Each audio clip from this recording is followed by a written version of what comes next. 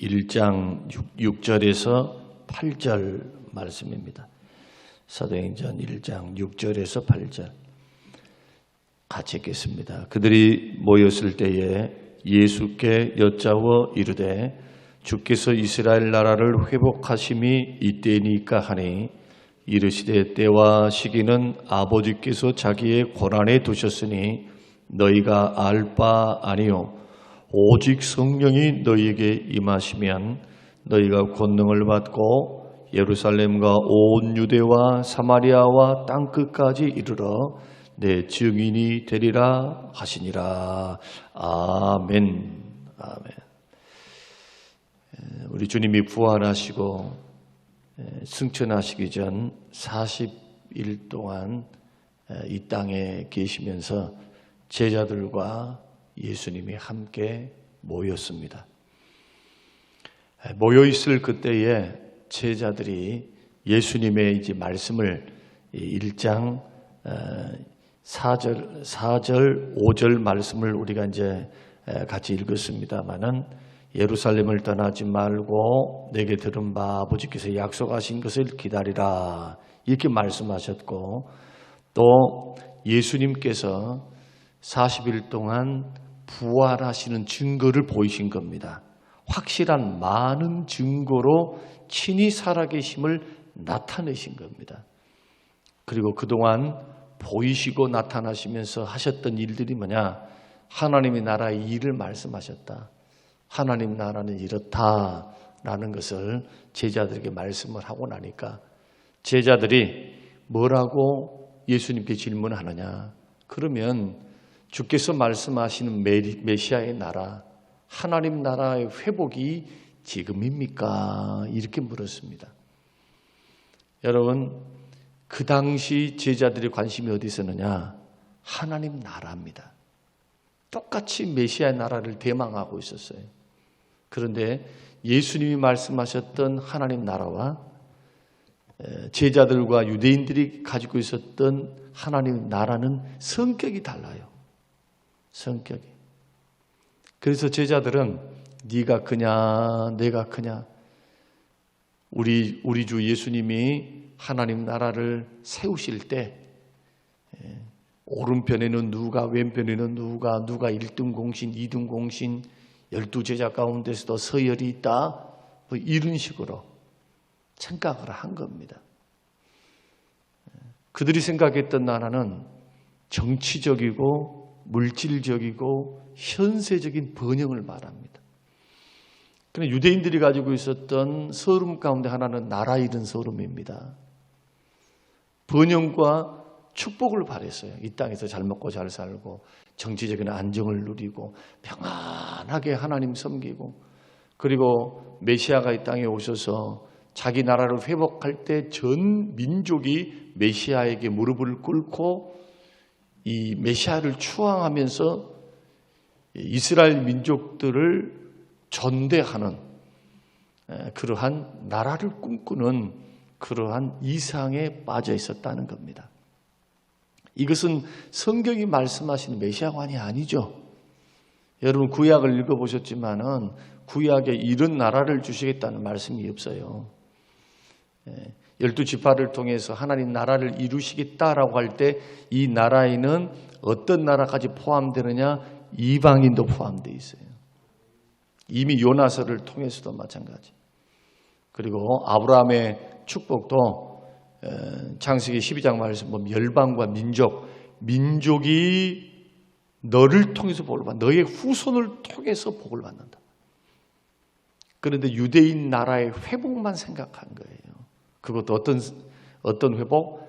로마의 압제로부터 해방되고 주권을 찾고 번영을 이루고 자신들을 괴롭혔던 그 로마를 무력으로 정복하고 누가? 메시아가. 그렇게 해서 잘 먹고 잘 살고 평안하게 말씀대로 순종하면서 사는 이 땅에 이루어질 하나님 나라를 현세적인 나라를 기대하고 있었습니다. 근데 예수님은 이 땅에 계실 때 살아생전에 천국은 마치 하면서 하나님 나라를 엉뚱하게 이야기를 해요. 천국을 이야기할 때 무슨 황금길을 걸어간다, 이 땅에 뭐 빌딩을 짓는다, 이 땅에 돈을 많이 번다, 뭐 그러지 않다 이거예요. 그런 말씀 안 해요.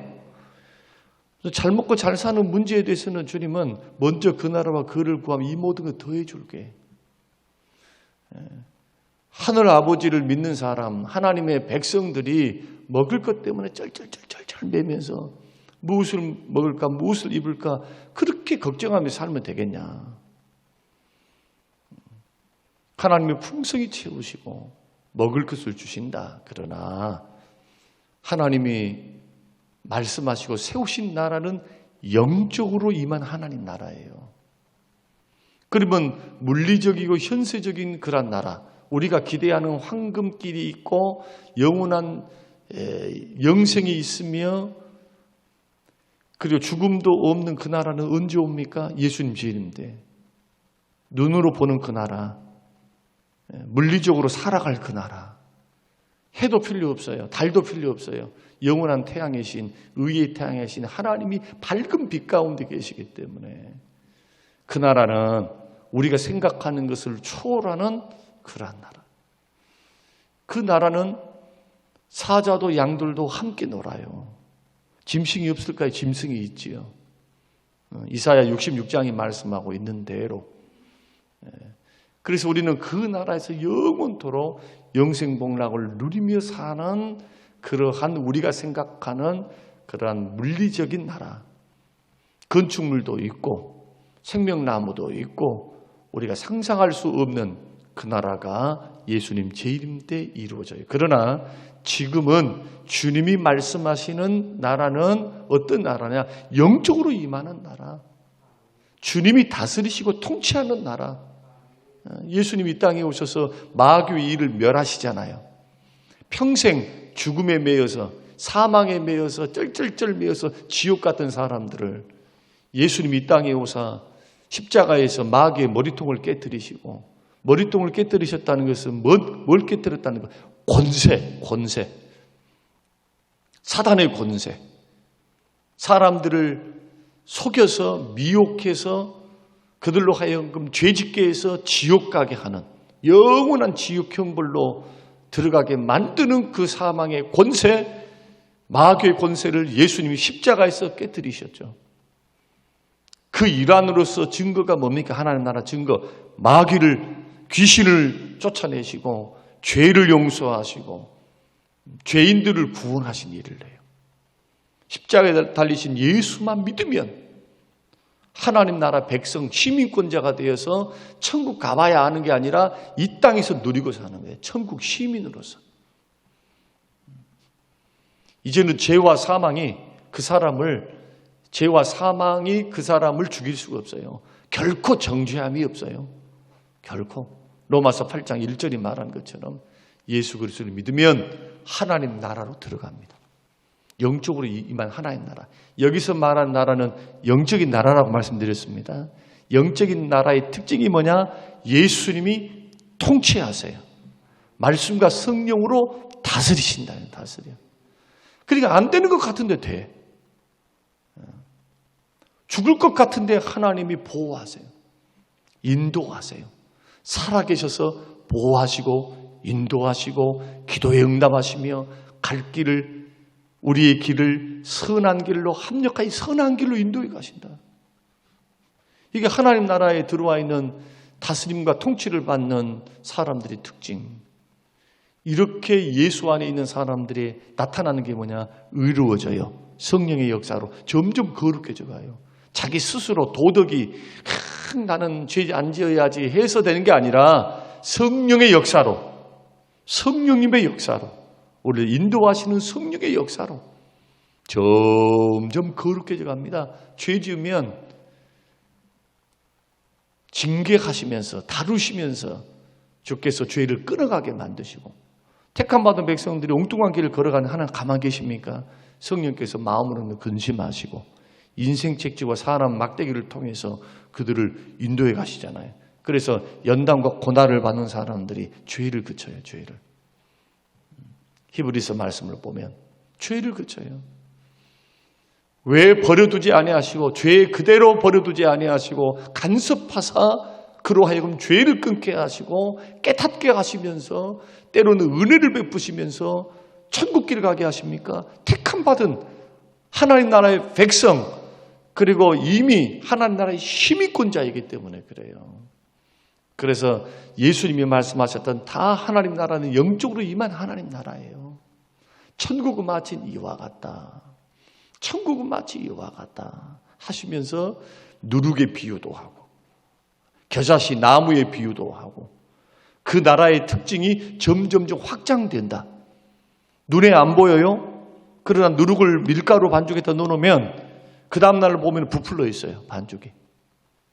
눈에는 잘 안 보여. 그래 분명히 움직이는 하나님 나라. 마치 성령이 바람과 같이 역사하사 눈에는 보이지 않지만은 바람과 같이 역사하셔서 흔적을 남기시죠. 그래서 전 세계적으로 복음이 하나님의 일하심을 통해서 사람을 도구로 사명자로 삼으셔서 복음 전도를 통해서 하나님 나라가 확장되게 하는 거예요. 복음 전도의 확장은 하나님 나라의 확장이에요. 그래서 이런 하나님 나라를 예수님은 가르치는데 제자들은 착각한 겁니다. 사회적인 통념, 그 당시 사람들이 갖고 있었던 기대, 얼마나 날마다 헬라의 지배를 받고 그 전에는 메대와 파사, 그 전에는 바벨론, 그 전에는 보세요. 아수르, 지금은 로마. 지겹다 지겨워, 지겹다 지겨워.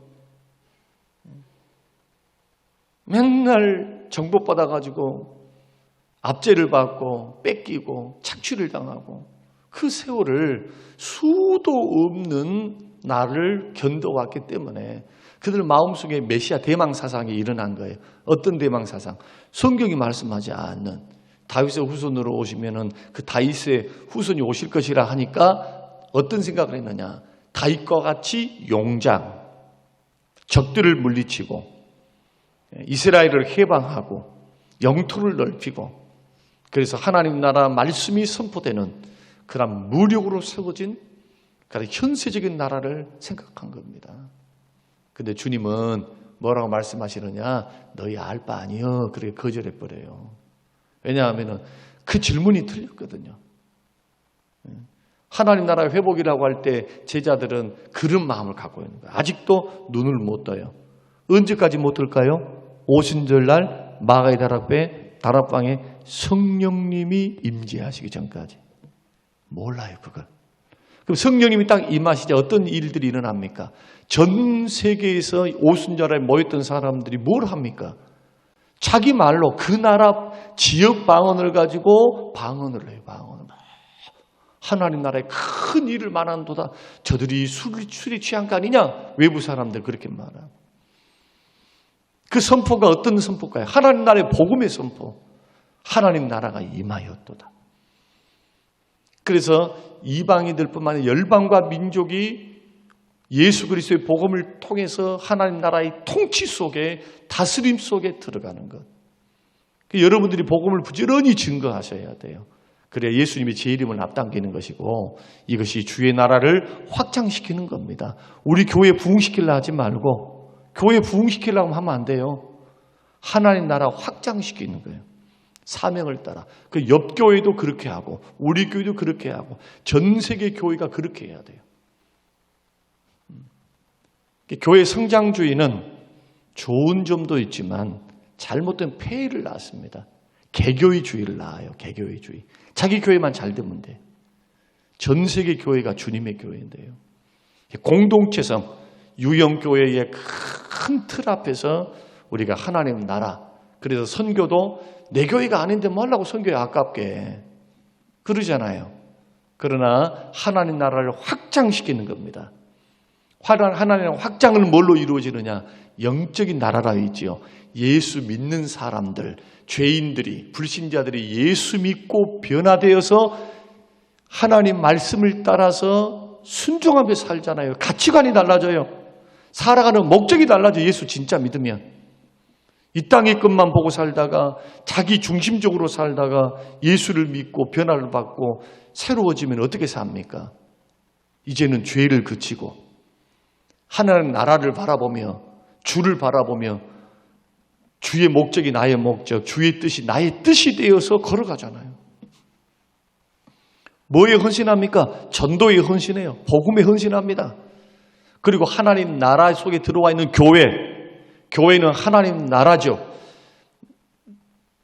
비슷하지만 완전하지는 않지만은 교회는 하나님 나라의 모형을 그대로 갖고 있어요. 하나님을 섬기지요. 사랑을 서로 나누지요. 위로를 받지요. 교제하지요. 가난한 형제들을 섬기지요. 이런 하나님 나라의 다스림과 통치. 이것을 바라보면서 해야 될 거 복음 전도라는 거예요. 복음 전도. 그래서 사명을 우리에게 맡기셨고 저와 여러분들의 할 일은 뭐냐? 때는 언제냐? 회복이 언젠가? 예수님의 재림이 언젠가? 그 때는 주님만 알아요. 성부 하나님만. 우리 그거 생각할 필요 없어요. 이미 우리는 하나님 나라에 들어와 있어요. 믿습니까? 천국이 어디 있다 했어요? 여기 있다 저기 있다 못하리라. 너희 중에 있다. 너희가 어떤 너희입니까? 예수를 믿고 예수님 말씀에 순종하고 그 다스림을 따라 살아가는 그 공동체 안에 하나님 나라가 임해 있어요. 이미. 그 귀신이 믿음으로 대적하면 귀신이 도망가는 거예요. 그래서 예수 생명이 없으면 귀신이 달라붙죠. 그러나 예수 생명 가지고 있으니까 마귀가 세상 나라를 주관하고 있는 마귀가 넘보지를 못하는 거예요. 예수 이름으로 명하노니 떠나갈지어다. 귀신이 도망가는 거예요. 대적하고 있으면 마귀도 사단도 한 길로 왔다 7길로 떠나는 거예요. 떠나. 내가 어디에 들어와 있으니까요? 예수 생명 안에 하나님 나라 안에 들어와 있으니까 예수의 권세가 예수님의 능력이 사단의 권세를 물리치는 겁니다. 그래서 우리는 이러한 것들을 우리가 알고 다른 거 신경 쓰지 마세요. 뭐 예수님 언제 재림하는가 날짜 생각할 필요도 없어요. 그거 따지고 뭐고 주님이 말씀하지 않는 거 구태여 몇월 며칠 막 이럴 필요가 없다 이거예요. 시기를 바라보면서 그때가 가까웠구나 생각하면서 우리가 해야 될 것은 두 가지입니다. 첫째는 뭐냐? 우리 모두는 주님의 증인이 되어야 한다. 오늘 1장 8절 땅끝까지 이르러 내 증인이 되라 그렇게 말씀을 했습니다. 그럼 증인은 어떤 사람이냐? 예수님을 증거하는 증인들 하잖아요. 증인. 실질적으로 본 사람, 만진 사람, 보고 듣고 만진 사람. 확실하게 봤어 내가. 확실하게 만졌어. 확실하게 들었어. 이 증인은 1차적으로는 사도들이죠. 사도들은 사도됨의 조건이 뭡니까? 예수님과 함께 다녔던 사람.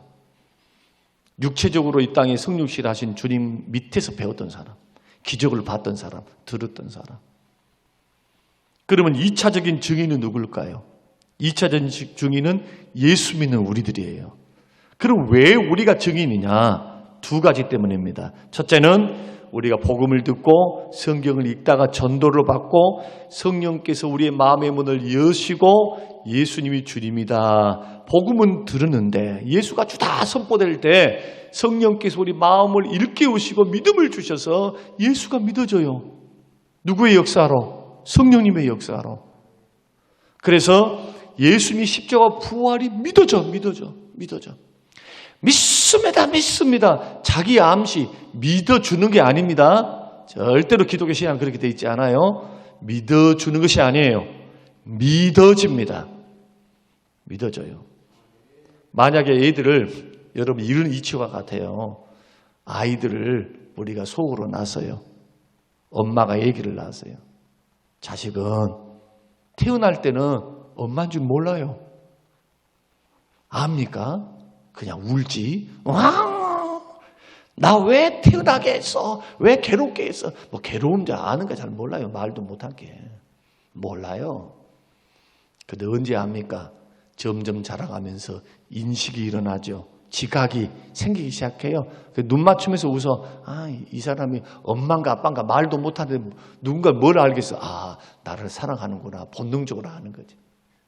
그러나 1년쯤 되면 8개월쯤 되면 엄마, 아빠 자꾸 가르치잖아요. 엄마, 아빠.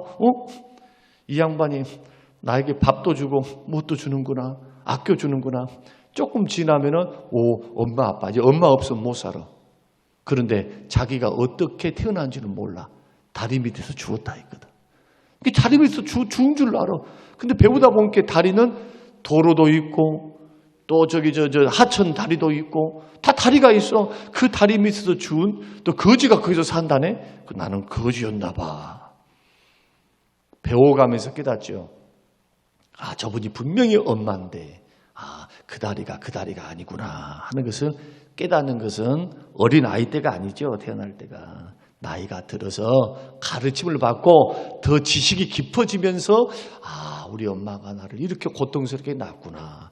그 엄마라고 하는 인식도 태어난 후에 지식이 더해가면서 체험해가면서 정말 엄마구나 하는 것처럼 마찬가지로 예수 믿을 때도 마찬가지입니다. 처음 예수 믿었을 때 이런 확신이 안 들 수가 있어요. 그러나 정말 구원받은 사람은 1년이 지나고 2년이 지나고 3년 지나면 변화됩니다. 이것이 증거입니다. 내가 예수 믿을 수 없는 내가 예수님이 믿어지는 것, 십자가 부활이 믿어지는 것. 이거 첫 번째요. 두 번째는 거부할 수 없는 증거는 뭐냐? 성령님이십니다.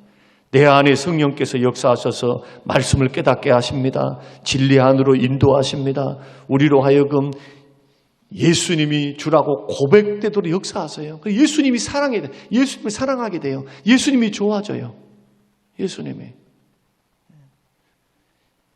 이런 분들은 증인들입니다. 그래서 내가 만난 예수를 증인들이 증거하는 거예요.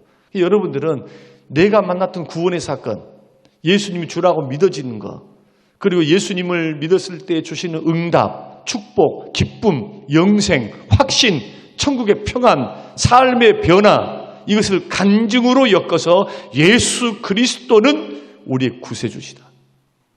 하나님이 여러분을 사랑하신다. 나 같은 죄인도 구원받아서 이렇게 변화된 삶을 살고 있다. 예수님은 3일 만에 죽었다 부활하신 우리의 주님이다. 이것을 증거하셔야 돼요. 증거. 이것이 복음 전도가 확장되면 하나님 나라가 확장되는 거예요. 이 사명을 위해서 주님이 뭘 주시느냐? 건강 주시고 물질 주시고 우리의 생명을 연장시키는 거예요. 이거 하라고. 그러니까 예수님을 믿어도 자꾸 자기의 필요, 개인적인 필요만을 위해서 만약에 내 가정이 잘 되고 내 자식들이 잘 되고 내가 잘 먹고 잘 살고 건강하고 주님 앞에 기도하는 게 자꾸 이런 방향으로 가면은 제자들이 걸어갔던 방향으로 걸어가는 거예요. 착각하는 거예요. 착각. 기독교 신앙을. 영원한 상급을 쌓는 것도 복음 전도를 통해서. 복음 전도는요. 자, 이런 특성을 갖습니다. 전도한다라고 하니까 그냥 복음만 딱 준거하고 끝나버린 게 아니죠. 바울은 씨를 뿌렸고 아볼로는 물을 줬다. 아볼로는 주로 전도에서 개척하는 사역이 아니었습니다. 개척은 바울이 했어요. 아볼로는 개척된 교회를 가르쳤어요. 양육, 말씀 설교 잘했거든요. 그런데 둘 다 각자의 상을 받는다. 고린도전서 3장의 말씀입니다. 이번 주일날 설교하겠습니다만은 고린도전서 3장의 말씀, 각각 자기 상을 받아요. 그러나 자라나게 하신 분은 하나님이시다. 열매 맺고 자라나게 하신 분 하나님이에요. 우리의 사명은 뭐냐? 복음 전도입니다. 오늘 57일간의 이 여정을 누가 기뻐하시느냐? 주님이 기뻐해요. 주님이. 그러니까 마음을 모아야 되고 뜻과 정성 모아야 돼요. 57일 동안 기도하면서 어제 수요일 밤에 제가 말씀드린 것처럼 예비된 영혼들을 위해서 만나게 해달라고 생각나게 해달라고 가슴에 품고 기도하면서 복음을 증거할 수 있는 접촉점도 마련하면서 여러분 주변 사람들 전도하셔야 돼요. 힘들고 어려워도 증인 되셔야 돼요. 증인. 그런데 이 증인 되기 위해서 필요한 본질이 뭐냐? 오직 성령이 너희에게 임하시면. 그러시죠. 성령 충만 받아야 효과적으로 복음을 증거해요. 그럼 뭐가 필요할까요? 기도. 성령을 의지하는 믿음, 그 성령 충만을 위한 기도. 부지런히 기도하셔야 돼요. 영혼을 놓고. 김연수 장로님은 7년 걸렸다니, 7년. 그런데 7년 만에 돌아와가지고 친구가 달라져 버렸어요. 한두 번씩 왔거든요. 7년 만에 돌아왔는데 복음이 확 들어가 버려요. 예수가 믿어지기 시작해요. 새벽마다, 오늘도 아마 이 설교 들으실 거예요. 새벽마다 그 말씀 듣고 세상 노래 치워버리고 찬송가를 들으면서 자기가 변화된 걸 자기가 느끼고 아내가 느낀대요. 아내가. 그 자식들이 따라 나와요. 우리 아빠가 변했어. 아빠가 달라졌어. 이러면서. 성령 충만으로 복음 전도하는 것. 여러분 이제 말씀 정리 한번 해보겠습니다. 하나님 나라는 어떤 나라냐? 현세적인 나라가 아닙니다. 그 나라는 천국 갔을 때 미래 예수님이 재림 때 내가 죽어서 가는 나라요. 이 땅에서는 예수님이 다스리고 통치하는 그 나라. 그 통치 속에 들어가는 그 나라. 이 나라는 뭘 통해서 이루어지느냐? 복음 전도. 여러분들 복음 전도 하셔야 돼요. 그러면 주의 증인이 되면 어떻게 될까요? 이제 물어볼게요. 그렇게 여러분이 원하는 거. 복음의 증인으로 살면 하나님 어떻게 역사하십니까? 하나님께서 먹을 것, 입을 것, 쓸 것, 건강, 자녀 책임져 주실 줄로 믿습니다. 책임져 주시면서 걸어가야죠. 책임져 주시면서. 이런 원리를 알면서 복음 전도, 성령 충만을 위해서 기도하시고, 복음 전도는 어디서부터 하느냐? 가까운 데부터. 그래서 예루살렘, 온 유대, 사마리아 땅끝까지 가까운 데서부터. 그럼 오늘 직장에서부터, 가족에서부터, 친구를 낱낱이 생각하면서 누구를 전도해야 되는가 기도하면서 고민하면서 여러분 가까운 데서부터 복음을 증거하는 사명자의 삶을 우리 모두가 살게 되시기를 주님의 이름으로 축원합니다. 고마우신 하나님 아버지 감사합니다. 오늘 새벽에 우리에게 말씀을 주셔서 복음의 증인이라는 제목으로 함께 말씀을 나누게 하심을 감사합니다. 하나님의 증인된 삶, 그 사명을 잘 감당하는 복된 사명자로 살게 하여 주셔서 내가 만난 주님을 증거하게 하시되 성령의 능력과 충만을 받고 담대하게 증거할 때 주여 담대함을 주시고 말씀의 능력을 주셔서 효과적으로 복음 전도하게 하옵소서. 예수님 이름으로 기도합니다.